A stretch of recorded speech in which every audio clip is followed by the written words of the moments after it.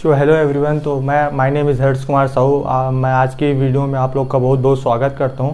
तो आज की इस वीडियो में यार बने रहेगा, क्योंकि आज हम लोग देखने वाले हैं जो बीएड और अपना डीएड का एग्ज़ाम होता है, जो इंट्रेंस एग्ज़ाम होता है, जो टीचिंग ट्रेनिंग के लिए प्रोग्राम के लिए हम लोग बीएड और डीएड इंट्रेंस एग्ज़ाम हमारे हर स्टेट में होता है। तो उसको क्रैक कैसे करें, क्योंकि ये बात मैं इसलिए बोल रहा हूँ क्योंकि दिन ब दिन इसमें एस्पिरेंट की संख्या और जो गवर्नमेंट कॉलेज है उसकी संख्या बहुत ही एस्पिरेंट की संख्या तो बढ़ती जा रही है, लेकिन जो गवर्नमेंट की जो सीटें हैं वो बहुत कम होती जा रही है। और जो प्राइवेट वाले जो प्राइवेट चलाते हैं बीएड डीएलएड का कॉलेज, उन लोग तो फीस इतना रखते हैं कि नॉर्मल इंसान तो जो है अफोर्ड नहीं कर सकता। तो हम लोग वही कि गवर्नमेंट कॉलेज से अपना ट्रेनिंग कैसे करें और कम से कम जैसे हम लोग प्राइवेट करने जाएं बीएड और डीएलएड को, तो हम लोग को पर सेमेस्टर 25 से 30 हज़ार या जो पर सालाना जो फीस है वो 1 लाख से 2 लाख के बीच लग जाता है। चूँकि 2 वर्षीय कोर्स है, इसलिए हम लोग को जो है 2 से 2.5 लाख का जो है खर्चा हम लोग को पड़ जाता है। आने जाने और रहने खाने पीने का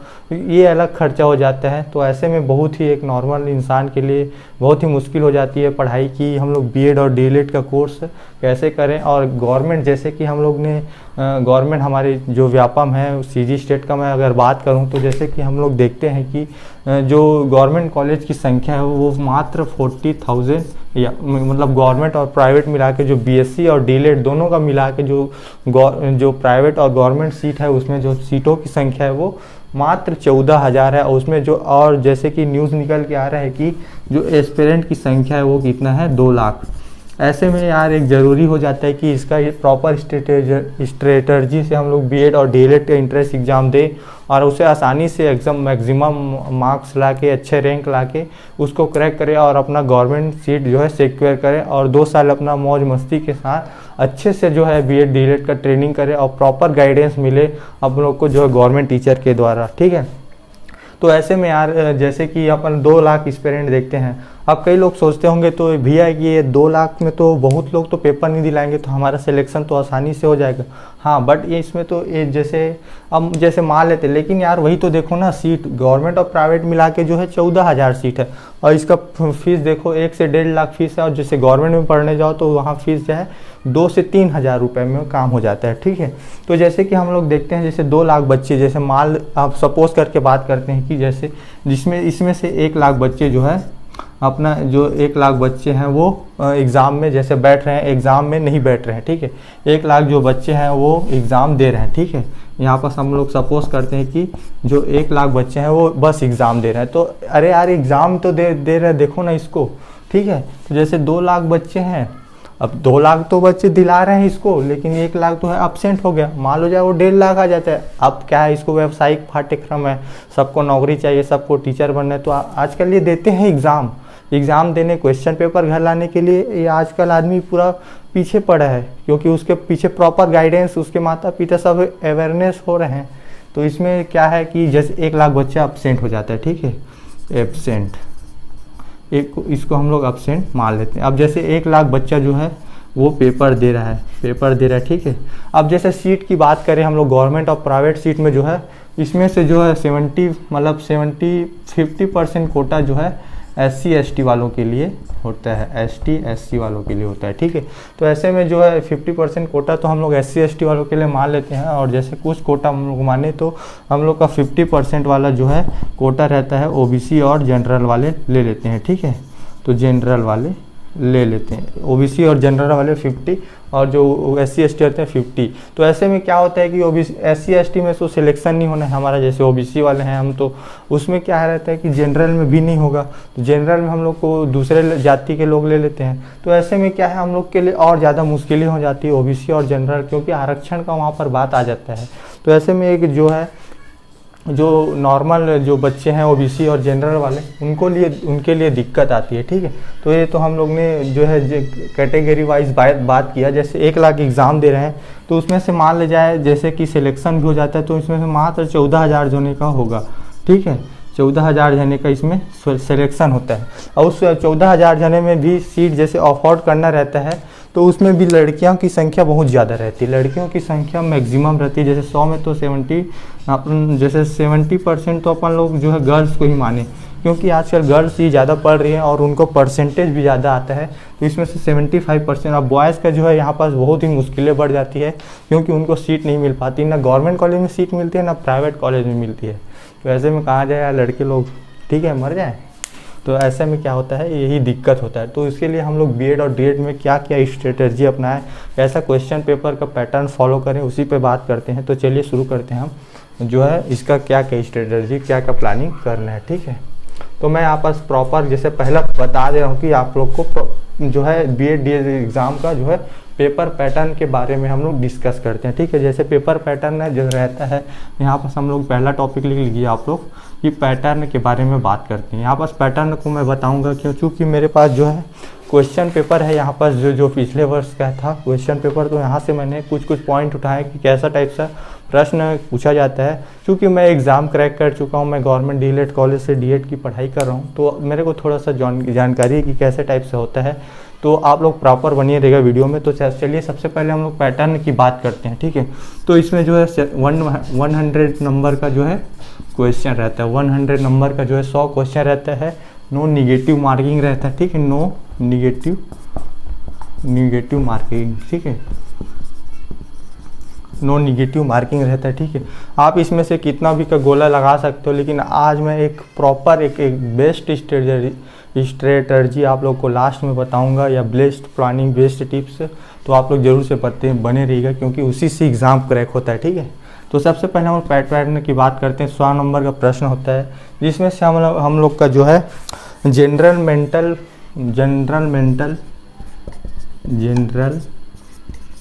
जो मेंटल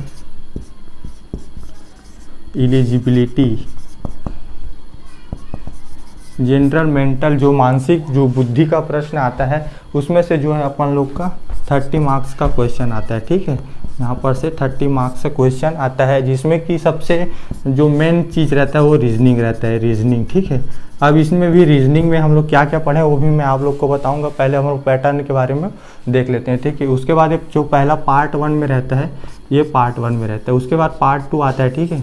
पार्ट 2 में अपन लोग को जो है जनरल नॉलेज दे देता है, वो जनरल नॉलेज को हम लोग को कहीं से भी दे सकता है, करंट अफेयर से भी रहता है, ठीक है। तो यहाँ लिख लेते हैं हम लोग जनरल नॉलेज, ठीक है,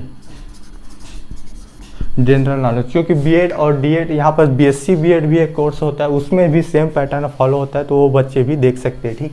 यहाँ पर मैं लिख देता हूँ बीएससी बीएड, ठीक है, बीएससी प्लस बीएड, ठीक है। तो नॉलेज जनरल नॉलेज से अपन लोग का जो है 30 मार्क्स से क्वेश्चन यहाँ से भी यहाँ से 20 मार्क्स का क्वेश्चन जो है अपना आ जाता है, ठीक से। यहाँ से अपना 20 मार्क्स का क्वेश्चन आ जाता है। तो जैसे जनरल नॉलेज में अपन लोगों को क्या क्या पढ़ना चाहिए, जैसे हिस्ट्री का पढ़ लेना चाहिए, और जो आर्टिकल रहता है, जो संविधान के अनुच्छेद रहता है, उनमें से भरपूर क्वेश्चन आते हैं। और जो एनसीएफ और जो एजुकेशन से रिलेटेड है उसका भी बहुत सारा मतलब जो है, जैसे सकल घरेलू उत्पाद और महिला का परसेंटेज और काली मिट्टी के बारे में आ जाता है।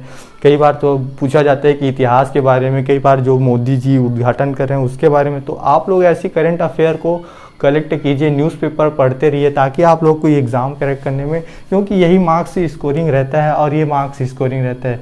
बाकी तो सब लोग यही ढील दे देते हैं कि पढ़ना नहीं पड़ता है, क्योंकि प्रॉपर ऐसा कई लोग करते हैं कि पहले तो सीट कम रहता था, या पहले पेपर दिलाने वालों की संख्या कम रहती तो कंपटीशन कम रहता था। अब लेकिन 2 लाख बच्चे हुए हैं, तो आप लोग को अवेयर होकर चलना है, और आप लोग इसको अच्छे से तैयारी करके प्रॉपर के साथ पढ़िएगा, तभी आप लोग टीचर बन सकते हैं, नहीं तो आप लोग को बहुत एफर्ट करना पड़ेगा, ठीक है। तो चलिए जनरल नॉलेज के बारे में हम लोग देख सकते हैं कि 20 मार्क्स का जो है जनरल नॉलेज होता है पार्ट 2 में। उसके बाद पार्ट 3 आता है, जिसमें आप लोग को टीचिंग एप्टीट्यूड पूछा जाता है, ठीक है, टीचिंग एप्टीट्यूड, ठीक है। यहाँ पर हम लोग को शिक्षण अभिरुचि पूछा जाता है, ठीक है, शिक्षण अभिरुचि पूछा जाता है, ठीक है। शिक्षण अभिरुचि हम लोग को जो है 30 मार्क्स का पूछा जाता है, यहाँ पर जो शिक्षा से रिलेटेड, जैसे आप लोग को जैसे 5वीं तक का डीलेट का एग्ज़ाम दे रहे हो, तो 5वीं तक के बच्चों को कैसे आपको हैंडल करना चाहिए, कि कैसे आप लोग को जो दौड़ रहा है तो उसको आप लोग को कैसे अपने व्यवहार में, अपनी परिपक्वता जैसे कि, और जैसे अपना पर्सनैलिटी, ये सब के बारे में जो है क्वेश्चन आता है। तो आप लोग को बहुत ही ऐसा लगता है कि वहाँ पर सभी आंसर सही होगा, लेकिन ऐसा नहीं होता कि वहाँ पर को देखो तो सभी सही लगता है, लेकिन जब टिक मारने जाओ तो फिर गलत होता है। फिर घर आके जब आंसर चेक करते हो तो अरे यार ये तो सही लिखा था, फिर ये गलत कैसे हो जाए, ऐसा होता है। मेरे साथ भी बहुत ऐसा हुआ है, इसलिए मैं बता रहा हूँ कि आप लोग थोड़ा सा अच्छा सा इसको पढ़िएगा और इंग्लिश को पढ़ के आंसर दीजिएगा, क्योंकि हिंदी का जो ऑप्शन दिया रहता है वो बहुत ही डिफ़िकल्ट रहता है, और जो है वो सब सही लगता है। तो ऐसे में क्या रहता है कि वो गलत ही होना है, ठीक है। तो ये 30 मार्क्स से आएगा। उसके बाद हम लोग जो है फोर्थ जो देख लेते हैं, यहाँ पास ऊपर में देखते हैं हम लोग, यहाँ साइड में देख लेते हैं, ठीक है। यहाँ पर ऊपर देख लेते हैं, ठीक है। यहाँ पास इसको आप लोग तो नोट कर लीजिए, कर लेंगे। तो यहाँ पास हम लोग देखते हैं फोर्थ जो अपना रहता है, फोर्थ पार्ट में रहता है अपना हिंदी रहता है, ठीक है। जनरल हिंदी रहता है, ठीक है। तो हिंदी में भी वही रहता है कि इसमें 10 नंबर का क्वेश्चन रहता है, ठीक है। 10 मार्क्स का।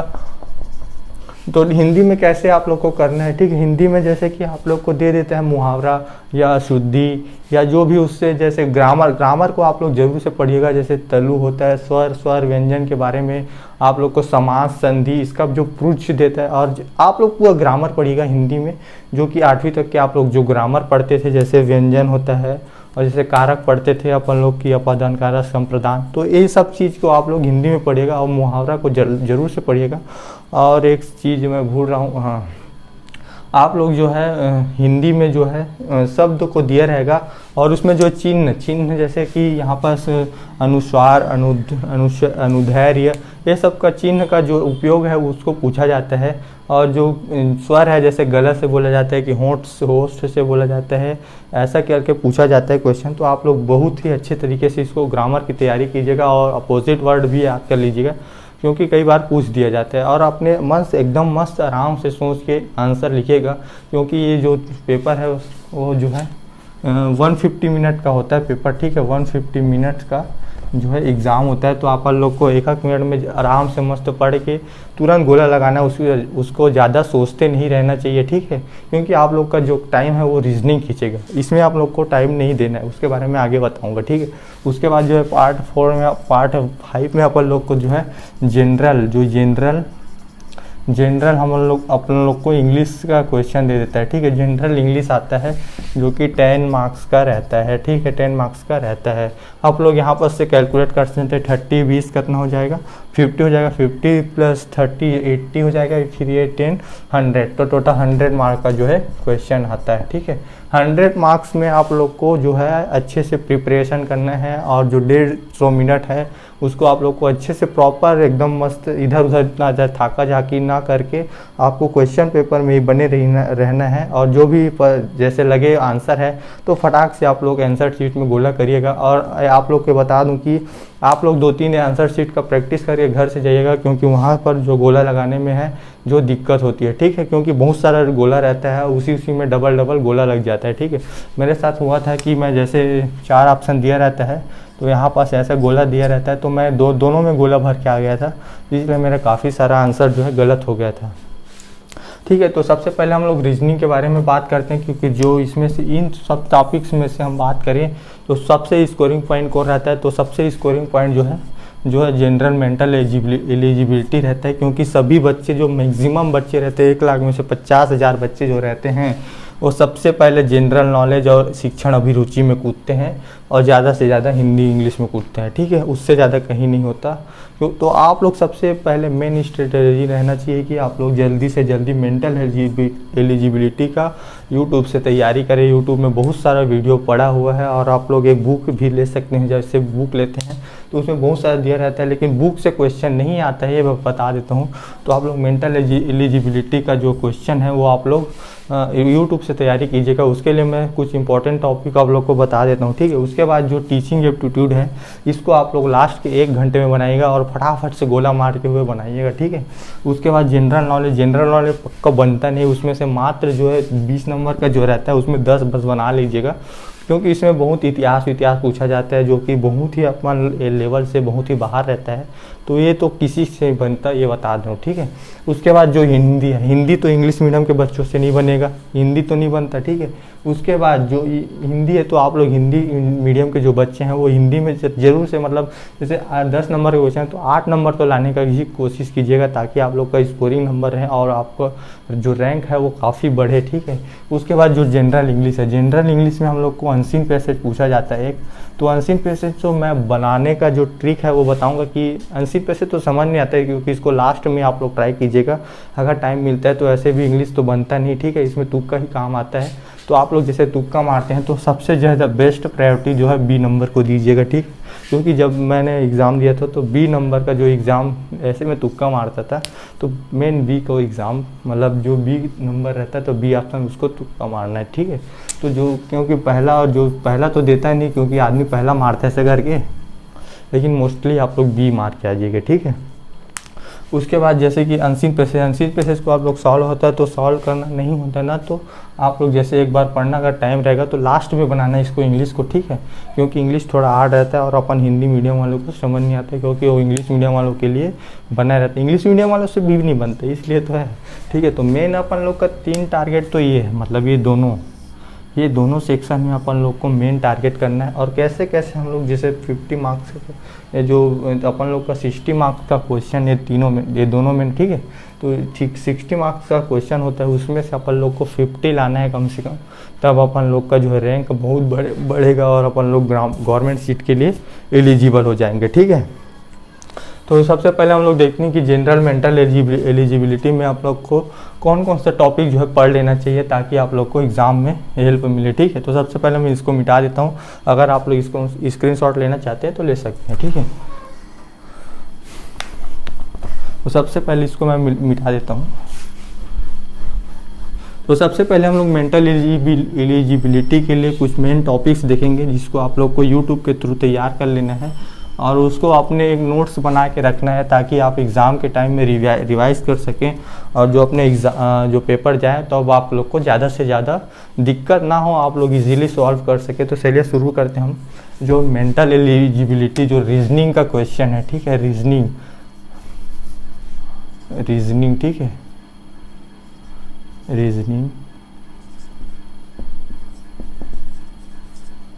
रीजनिंग, ठीक है। रीजनिंग का स्पेलिंग ठीक लिखा है ना? रीजनिंग का स्पेलिंग आप लोग बताइए भाई। रीजनिंग, ठीक है, रीजनिंग का रीजोनिंग, ठीक है, रीजोनिंग ऐसा आता है, रीजोनिंग, ठीक है, रीजनिंग का स्पेलिंग। तो सबसे पहले आप लोग को जो है जो टॉपिक पढ़ना चाहिए वो टॉपिक है आप लोग का मिसिंग नंबर का जो है टॉपिक आता है, मिसिंग नंबर रहता है, ठीक है, मिसिंग नंबर ऐसा टॉपिक रहता है, जिसमें आप लोग को जो है क्वेश्चन में जो है जैसे 15 दिया उसके बाद 25 दे दिया, तो ऐसा मिसिंग जैसे रहता है, यहाँ पर खाली स्थान छोड़ देते हैं, तो ऐसा टाइप के प्रश्न को आप लोग को जो है तैयार करना है। मिसिंग नंबर या मिसिंग पैटर्न रहता है, ठीक है, एक पैटर्न में फॉलो रहता है लेकिन बीच में जो है गैप छोड़ देता है, तो उसको आप लोग को फुलफिल करना रहता है। तो इस टाइप के क्वेश्चन आप लोग देख लीजिएगा, ठीक है, मिसिंग नंबर। उसके बाद आता है कि डायग्राम, जैसे कि हाउ मैनी जो है डायग्राम आता है, हाउ मैनी ट्रायंगल आता है, जैसे कितने चित्र ट्रायंगल हैं या रेक्टेंगल है, ठीक है, ये पूछते हैं, ठीक है, हाउ मैनी रेक्टेंगल, ठीक है। जैसे कि यहाँ पास दे दिया ऐसा चित्र दे दिया, त्रिभुज का संख्या बताओ ऐसे करके, तो आप लोग को त्रिभुज या चतुर्भुज की संख्या जो है बताना रहता है, ठीक है। तो ऐसे टाइप के क्वेश्चन आप लोग को जरूर ही देखने मिलेंगे। उसके बाद जो अपना नेक्स्ट टॉपिक आता है वो है कि आप लोग को फाइंड द ऑड नंबर करके दे देता है, ठीक है, फाइंड द ऑड नंबर, ठीक है, फाइंड द ऑड नंबर ऐसा करके आप लोग को जो है टॉपिक दे देता है। उसके बाद जो अपना नेक्स्ट टॉपिक आता है वो है कंप्लीट सीरीज आता है, कंप्लीट सीरीज ऐसा करके एक जो आता है टॉपिक आता है कंप्लीट सीरीज करके, तो आप लोग उसको तैयारी कर लीजिएगा क्योंकि वो बहुत ही इंपॉर्टेंट रहता है, कंप्लीट सीरीज, ठीक है, कंप्लीट सीरीज़ को आप लोग को जो है तैयारी कर लेना है, ठीक है। इसमें जो है कंप्लीट सीरीज़ को अपन लोग को जो है कंप्लीट करना रहता है, ठीक है। उसके बाद आता है कोडिंग से रिलेटेड आप लोग को प्रश्न देखने मिलता है, ठीक है। कोडिंग से, जैसे कोडिंग रिलेटेड टॉपिक, ठीक है। कोडिंग रिलेटेड जैसे प्रॉब्लम को दे देता है, प्रॉब्लम जैसे प्रॉब्लम लिखता है, वो प्रॉब्लम करके देखता है PRO। जैसे साइलेंट लिखता है, साइलेंट को अपन लोग को नंबर दे देता है 1 2 3 4 5 या 6 ऐसा करके। तो इसको आप लोग को नेक्स्ट जैसे फॉर्म रहता है, जैसे 3 4 5 6 1 ऐसा करके एक नया वर्ड क्रिएट करना रहता है। वो बहुत ही एकदम लेंदी प्रोसेस रहता है उन लोग को क्वेश्चन जो है सिलेक्टेड करने का, क्योंकि जैसे उन लोग सेलेक्ट ही करते हैं ना, तो उनमें से कई जो क्वेश्चन का आंसर ही नहीं मिल पाता है। तो ऐसा भी कई बार होता है, तो आप लोग इसको देख लीजिएगा, ठीक है। उसके बाद जो है नंबर चेंजिंग आता है, ठीक है। नंबर चेंजिंग जैसे अपन लोग का एक टॉपिक रहता है नंबर चेंजिंग, नंबर को यहाँ पर चेंज कर देता है, नंबर चेंजिंग, ठीक है। नंबर चेंजिंग मतलब जैसे कि 4 को जो है 5 लिख, जैसे इसमें क्या होता है कि जैसे प्लस को जो है यहाँ पर जो है गुणक में कैलकुलेट करना रहता है, और जैसे गुणा को जो है प्लस में कैलकुलेट करना रहता है। उसी प्रकार जो है माइनस को हम लोग को भाग दे देता है, और जो भाग को अपन लोग को जो माइनस दे देता है। फिर यहाँ पर से जो क्वेश्चन दे देता है कि 36 माइनस 45 ऐसा करके, फिर इसको चिन्ह के थ्रू हम लोग को इसको कैलकुलेट करके इसका जो ऑप्शन रहता है उस पर टिक लगाना रहता है। तो ये बहुत ही लेंदी, इसको आप लोग जरूर से ट्राई कीजिएगा। इस टाइप के क्वेश्चन आप लोग को बुक और जो है यूट्यूब में ज़रूर प्रोवाइड हो जाएगा, इसलिए मैं यहाँ पर डिटेल नहीं बता रहा हूँ, ठीक है। तो इस टाइप के रीजनिंग आप लोग ज़रूर से कीजिएगा। उसके बाद जो रीजनिंग का जो नेक्स्ट है स्टैंड्स, उसके बाद जो है रिलेशनशिप कनेक्ट करने के लिए आता है। जैसे रिलेशनशिप कनेक्ट, जैसे भ्राता का पुत्र को ये बोलते हैं, तो इसकी पुत्र को हम लोग क्या बोलेंगे, ऐसा टाइप का भी क्वेश्चन देखने को मिलता है। तो सबसे पहले जो मेन ये टॉपिक है आप लोग इसको जो है पढ़ लीजिएगा। और जो हाँ जैसे कि वो आता है, जैसे कि यहाँ पर दिया रहता है ट्रायंगल, जैसे मिसिंग टर्म में बताया ना, मिसिंग टर्म में ये आता है ये कि जैसे कि यहाँ पर दे दिया त्रिभुज, ऐसा त्रिभुज दे दिया, फिर यहाँ पास दे दिया 50 दे दिया, फिर यहाँ पास ठीक है यहाँ पास क्वेश्चन मार के दे दिया, यहाँ पास दे दिया 75। तो यहाँ पास से क्या आएगा आंसर, ऐसा करके ये क्वेश्चन जरूर पूछता है, या 4-5 ठो ही क्वेश्चन पूछता है। तो इसीलिए मैं बोल रहा हूँ कि आप लोग इसका तैयारी जो है अच्छे से कीजिए, क्योंकि यही बहुत बच्चे छोड़ देते हैं, मैक्सिमम बच्चे जो है छोड़ देते हैं। और यहाँ जो है शादीशुदा जो बड़े बड़े ग्रेजुएटेड या पोस्ट ग्रेजुएटेड, तो वो लोग भी पेपर देते हैं। तो आप लोग को उनके साथ फाइट करना है, ना कि आप लोग के लेवल में रहता है, ठीक है। तो उन लोग के लेवल के हिसाब से आप लोग को तैयारी करना है 12, क्योंकि आजकल कंपटीशन का कोई स्तर नहीं रह गया है। आजकल तो टॉप 12वीं के बच्चे भी वो कंपटीशन दे रहे हैं, और जो 30 साल के बंदे हैं वो भी कंपटीशन दे रहे हैं। तो आप लोग को जो 30 साल के बंदे उससे कंपटीशन करना है अगर कुछ चाहिए तो, ठीक है। तो आप लोग ये नहीं सोचिएगा कि 12वीं के बच्चे हैं इसमें तो हम लोग वही करेंगे, ठीक है। या ग्रेजुएशन के बच्चे तो ग्रेजुएशन के लेवल पर, यहाँ बहुत ही बाहर के रहते हैं। जो मेरिट लिस्ट में आप लोग देखना कि पूरे बाहर के रहते हैं, कोई अपना CG स्टेट का नहीं रहता। बिहार के बच्चे, क्योंकि बिहार में तो जो है इसका फीस जो है BEd और DELED का फीस तो आसमान छूता है। वहाँ 2-3 लाख, वहाँ सीट ही नहीं है, वहाँ गवर्नमेंट पढ़ाने वाले नहीं हैं, इसीलिए सब यहाँ CG में आके बस रहे हैं। तो आप लोग को बहुत ही अवेयर रहना चाहिए। आप लोग को CG डोमिसाइल मिल रहा है, जो रैंकिंग आता है उसको तो आप लोग बने के रहिएगा। और जैसे उन लोग को जो टक्कर देना पड़ेगा, तभी आप लोग कुछ कर सकते हैं आज की इस दुनिया में, ठीक है। नहीं तो आजकल बस वही पैसा 50-50 घुसाते रहो, हर साल सिलेक्शन कुछ होना नहीं। वही जाके प्राइवेट कॉलेज में भरो, उन लोग को पैसा दो, उन लोग BMW मर्सिडीज़ में घूमेंगे, और आप लोग जो है ऐसे घूमते रहना, ठीक है। ऐसे होता है भाई, मेरे साथ भी हुआ है बहुत बार, इसलिए मैं एक्सपीरियंस बता रहा हूँ, ठीक है।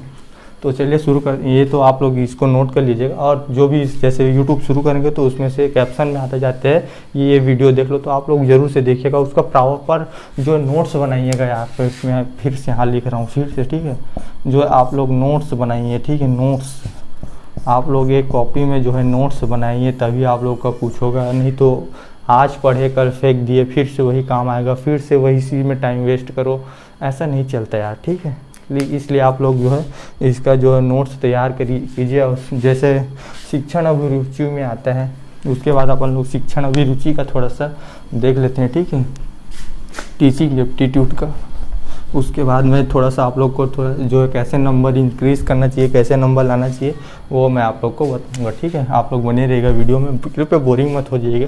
और थोड़ा सा कमेंट बॉक्स में मेंशन कीजिएगा यार अपना कमेंट, अपना रिव्यू, ठीक है, ताकि मुझे भी अच्छा लगे। उसके बाद हम लोग टीचिंग एप्टीट्यूड का देख लेते हैं। ठीक है, थोड़ा सा गाइडेंस टीचिंग एप्टीट्यूड। ठीक है, एप्टीट्यूड, तो टीचिंग एप्टीट्यूड में आप लोग को जो है इस प्रकार से तैयारी करना है कि जैसे जो व्यवहारिक शब्द होता है, जैसे अपन लोग का दैनिक जीवन में ऐसा नहीं चलता है वहाँ। ठीक है, क्योंकि वहाँ व्यवहार जैसे पर्सनैलिटी या थिंकिंग अपने सोच से रिलेटेड रहता है। ठीक है, मेन ये बेस्ड रहता है आपके थिंकिंग, क्या आप सोचते हैं। ठीक है, आप लोग को हमेशा जो है 5वीं तक के बच्चों का जो है दिमाग में लेके चलना है। जब वहाँ पास बैठो एग्ज़ाम हॉल में ना, तो जैसे 5वीं तक का जो एग्ज़ाम बच्चे रहते हैं वो क्या सोचते होंगे, क्या करिकुलम करते होंगे, उसके बारे में सोचने। तो ठीक है, आप लोग को जो है थिंकिंग रखना चाहिए, थिंकिंग। ठीक है, माइंडसेट रहना चाहिए आप लोग का जो है प्राइमरी स्कूल की तरफ, प्राइमरी स्कूल की तरफ रहना चाहिए। ठीक है, जो आप लोग का माइंडसेट रहना चाहिए वो प्राइमरी स्कूल की तरफ रहना चाहिए। और अपन लोग का जो नेक्स्ट पॉइंट आता है वो है जैसे कि शिक्षण संस्थानों के बारे में आप लोग गूगल से सर्च कीजिएगा। ठीक है, टीचिंग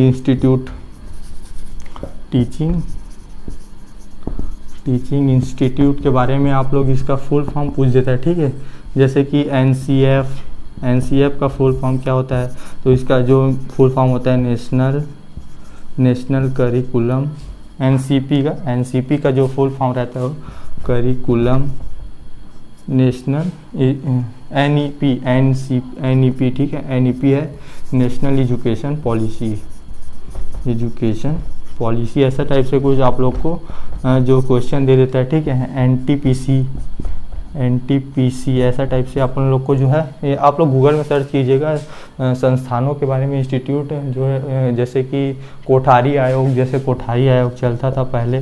तो ये सब आप लोग जैसे पुस्तक पढ़ोगे, आप लोग जो बीएड का पुस्तक पढ़ना उसमें सब चीज़ इन डिटेल दिया है। बीएड का जो है रियल प्रकाशन या कुछ का ले लेना है, खरीद लेना, उसमें जो है कोठारी आयोग ये सब का जो है मेंशन किया जाता है। और यही को इसी में टीचिंग एप्टीट्यूड में पूछा जाता है। ठीक है, तो जैसे कि इसका स्थापना क्या हुआ, दूरस्थ शिक्षा के बारे में पूछता है। दूरस्थ शिक्षा की ऑनलाइन ऑफलाइन में क्या बेहतर है बच्चों में, जो करंट अपना चल रहा है, या जो जैसे कोई बच्चा खेल रहा है तो उसको कैसे खिलाना चाहिए, व्यवहार से खिलाना चाहिए, या जैसे जो बच्चे स्कूल नहीं आना चाहिए तो उसको डांटना चाहिए कि समझाना चाहिए कि उसके पालकों को शिकायत करना चाहिए। ऐसा 4 ऑप्शन दिया रहता है। तो आप लोग को सोच के जो प्राइमरी स्कूल का बच्चा जो इसमें रिएक्शन कर सकता है वो आप लोग को लिखना है। ठीक है, तो ये तो हो गया अपना।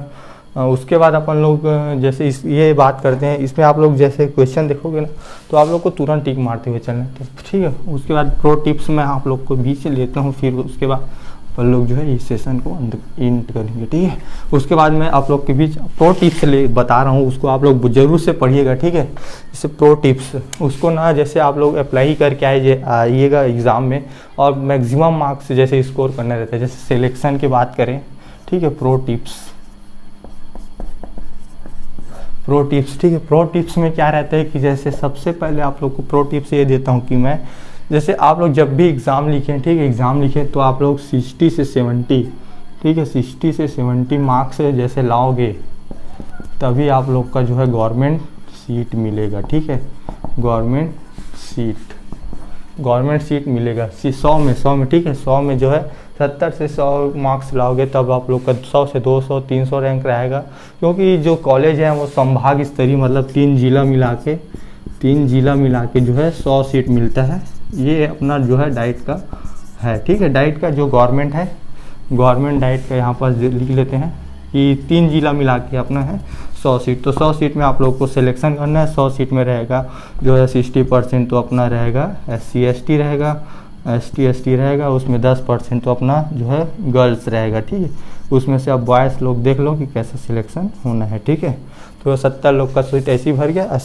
जैसे 30 में आप लोग को जगह पाना है तो उसमें पाइए, नहीं तो फिर कल्टी लीजिए। ठीक है, उसके बाद प्राइवेट में जाके 1 लाख दीजिए, वहाँ से डिग्री खरीदिए, कुछ मत सीखिए। ठीक है, ऐसा रहता है। ठीक है, उसके बाद मैं आप लोग को जो नेक्स्ट पॉइंट में रहता है, यहाँ पर से आप लोग को मैक्सिमम ये करेक्ट करना ही है। उसके बाद जो मेन आप लोग को जो बता रहा हूँ कि रीजनिंग और जो टीचिंग एप्टीट्यूड रहता है,